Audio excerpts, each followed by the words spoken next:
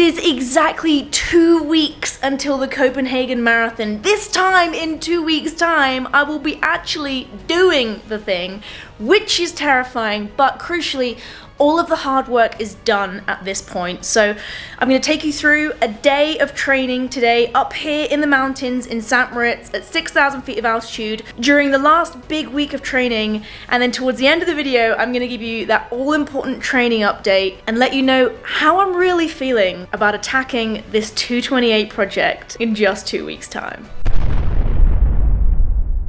Good morning. It is another beautiful day here in St. Moritz. Yes, it might have snowed, but that's not stopping us from loving the grind. I'm gonna get out and get my run done today. It may or may not be on the treadmill, to be confirmed, but that's all right because we roll with it. A little bit of snow never hurt anyone. Whoa, turn it down, baby, turn it down. It's so bright you can't even see it, so I need to go and get the little thingy-majiggy that goes on the camera. Oh, Daniel, how I miss you. God, actually have to use the camera myself out here. Can't believe it. Actually having to be a real-life content creator. Okay, let's see what we're dealing with. That is what she looks like.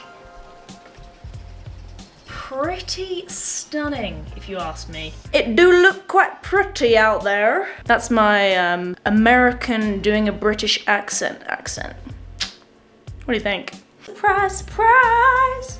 Oh, you better have been filming that. Let's try that again. So today is, it is Friday today. Normally I would have a workout on a Friday in my typical structure, but not this week. My workout is actually tomorrow, and it's a big one. I've got a 24-mile long run workout tomorrow.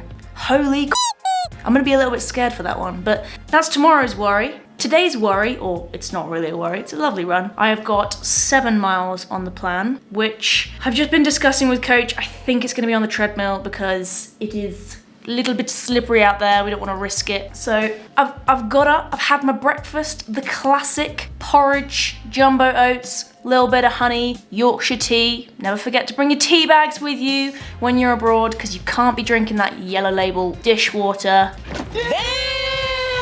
Did a little bit of work and, well, now I'm talking to you and it's pretty much time to get ready for the run. So the hell am I playing at? Let's get ready. Now, question is, how warm is it going to be in the gym? Do I commit to wearing shorts and t-shirt? What am I talking about? Yes, obviously it's going to be hot on the treadmill. When have you ever worn leggings and a long sleeve on the treadmill? Stupid. Right, shorts it is. Let me have a look. We will go for this crop top. We need some shorts. This was tidy approximately 2 days ago. Yes, this will do. A t-shirt. T-shirts, where you'll be. This one. Now, let's see if we can do some magic changing through the edit. That's where you come in, Daniel. Whoa! That's impressive, right? Okay, stop. We might be dressed, but we're not ready yet. A few more essential items. The anti-chafe. It's only a 7-mile run, but you never can be too safe with the chafe. Whenever I wear shorts, I use the anti-chafe balm because we all get chafe. And if you don't get chafe, then you are a very lucky human being. So on that goes. I'm glad the camera can't see this bit. Just lathering the inner thighs. Protect your thighs, girl. Then we've got the heart rate monitor. We are at altitude. It is harder to run at altitude. We want to make sure that our easy days are still easy. So I wear the chest heart rate monitor. It's the most accurate way to get a good hold on the heart rate. And I mainly keep my watch on the heart rate screen for my easy runs and for some of the sessions out here rather than pace. I am looking at pace during the sessions as well, but it's good to check your heart rate and then compare, say you do a tempo session out here, compare what your heart rate is in a tempo session back home 2 weeks ago and aim for getting to that heart rate rather than the same pace because it's gonna be slower here. You kind of have to slow down. I'm disgusting. Gotta do what you gotta do.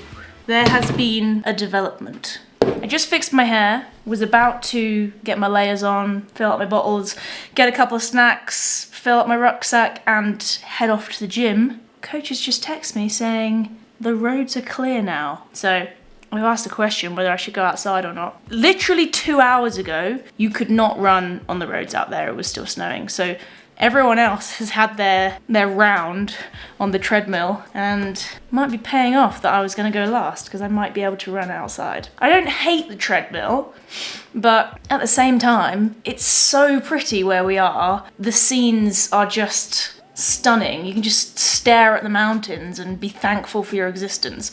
I would rather run outside than on the treadmill. Might be taking these shorts off and putting some tights on.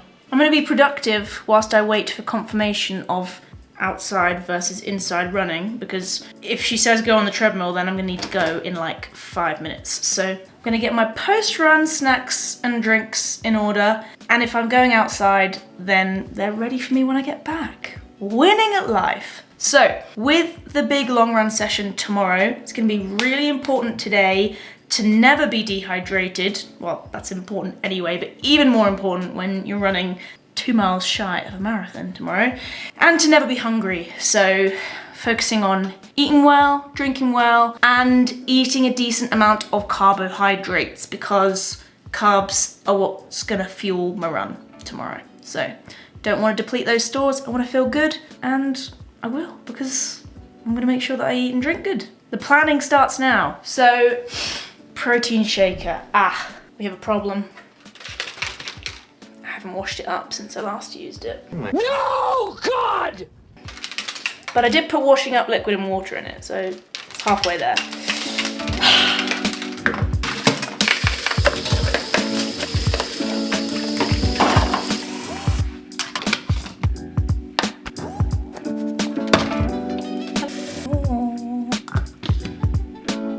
She's a happy runner. I've just prepared my army of food and drinks to come with me to the gym to then consume on the way back from my treadmill run. And we're doing a road loop because the roads have cleared. I'm so happy. I might be running up and down the same patch of non-snowy road, but it'll be nice. It'll be nicer than going on the treadmill. So guess I better get changed again.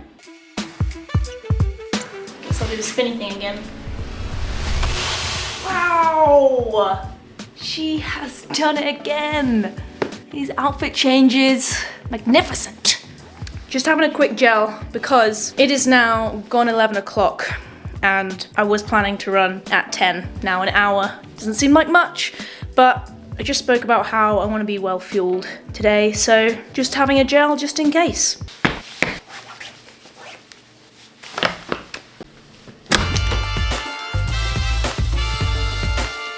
So it's actually really warm.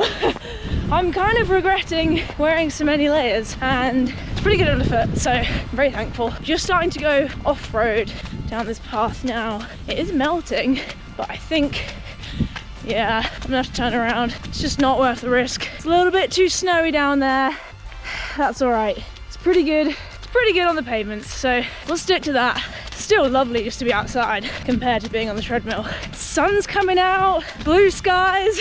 The others are gonna be so jealous that they had to go on the treadmill. That's why you pick the last slot, people. It warms up just enough to run in this.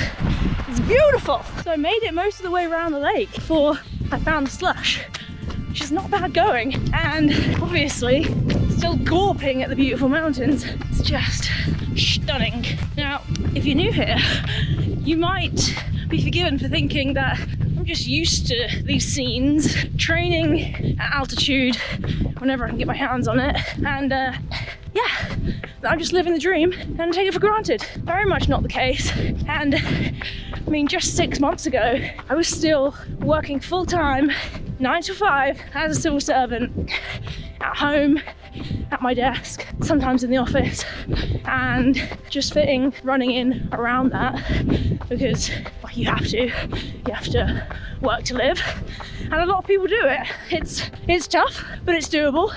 But I got to this point where I thought I kind of had this it's now or never, or you know, if not now then when moments, and I packed it all in, quit my job on a little bit of a whim to really go for it on this crazy Olympic dream that I have, because I genuinely believe that by fitting my life and my work around running and living a running first life, if you like, that I can make those improvements and make that jump to the next level that I need to make it to the Olympics, whether that's 2024, 28, whatever.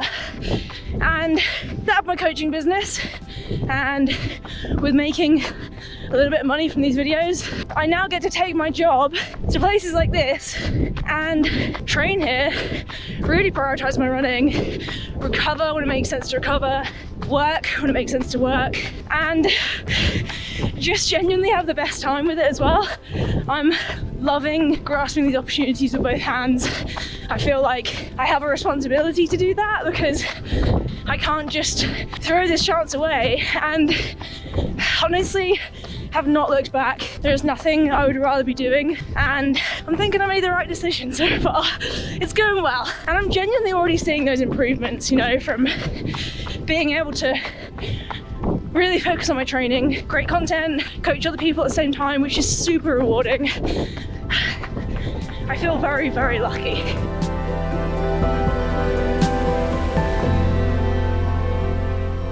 Boiling.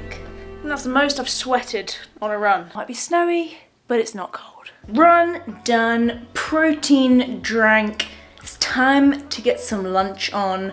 I've got some Eggos in the frying pan, the most delicious Swiss bread in the toaster, a cup of tea on the go. Doesn't get much better. I might even mash up an avocado just to be so stereotypical with my lunch. Delish. I am back from my afternoon work sesh. Just went downstairs to work with Hannah in her room for a bit. It's nice to have a bit of company when you're both working from home, doing various things. I did a little bit of coaching work, had a riveting phone call with a tax expert person that's gonna help me with my taxes, accountant.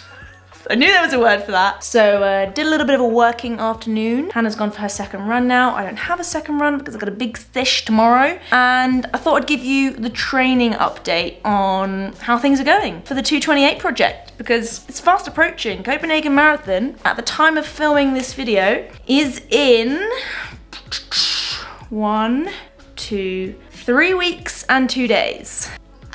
And by the time this video comes out, it'll be in 2 weeks' time. That's terrifying, but also really, really exciting. It means that this weekend and next week is the last sort of big push, the heavy weeks. By the time this video comes out, I will have finished that period of time and I'll be into the taper, which is also really scary because the word taper just makes me shrivel up a little bit. And I had a couple people ask me, what is a taper? I have no idea what you're talking about, especially for the marathon, but for other race distances as well. When you're targeting a big goal, it can be helpful to taper your training down beforehand. Okay, I'm using that word again and I haven't explained what it is yet. What it essentially means is reducing the volume of training that you're doing and the volume of the intense training as well. So for example, for me, I've been doing 80, 90 mile weeks running recently, and the first week of my taper, which will be the week before the marathon, I might come down to 50 to 60 miles, and then the week of the marathon, it'll be less than that again. I actually don't know what it is yet because I don't need to know, I'm not there yet. It's still good to have some intensity in there because you don't want to just easy run for 2 weeks because you'll feel pretty flat come race day, but it's effectively kind of banking recovery time, giving your body the chance to really absorb that training. And that goes to the scientific extent physiologically, that your muscles are then adapting to feeling more recovered and getting to a point where you can peak and run your best performances because you're not as tired, you're not in the intense heavy training. But also from a mental perspective, because you're giving yourself a little bit more of that downtime,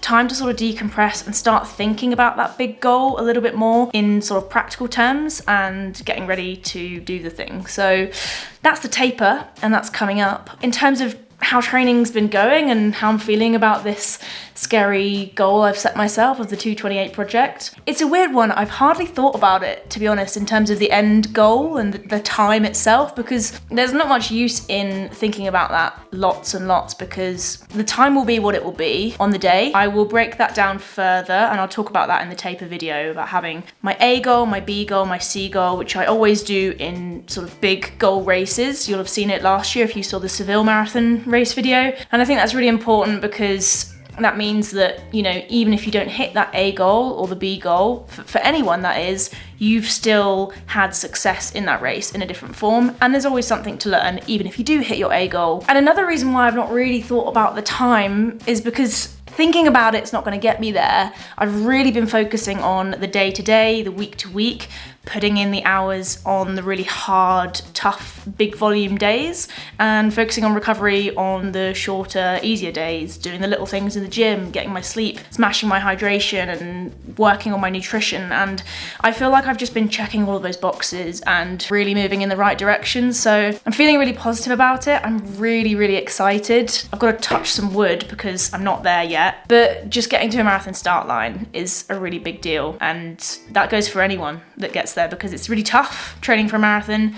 You are riding that line of being very close to, you know, what is almost too much for you to handle. So you're constantly trying to balance pushing yourself whilst recovering and periodizing the training, or, you know, a coach doing that for you if you have a coach, and trying not to get ill or injured, because the more that you do this one, the more that you risk those things. I have got ill a couple of times and there's been a couple of setbacks, but I think I've dealt with them really well and focused a lot more on my mental game this time around as well. But still lots of hard work left to do. Big run tomorrow, so I'm gonna get my dinner prepped, make sure that I have plenty of carbs, maybe do a little bit of foam rolling tonight or use the massage gun and just get myself in that kind of headspace of recovering whilst I can recover, and then I'll be in a world of pain tomorrow.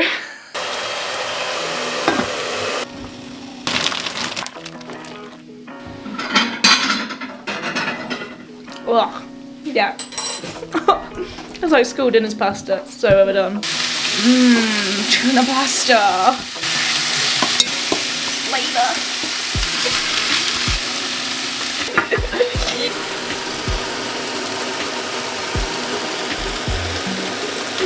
Don't judge me. Ready for the comments. Beautiful.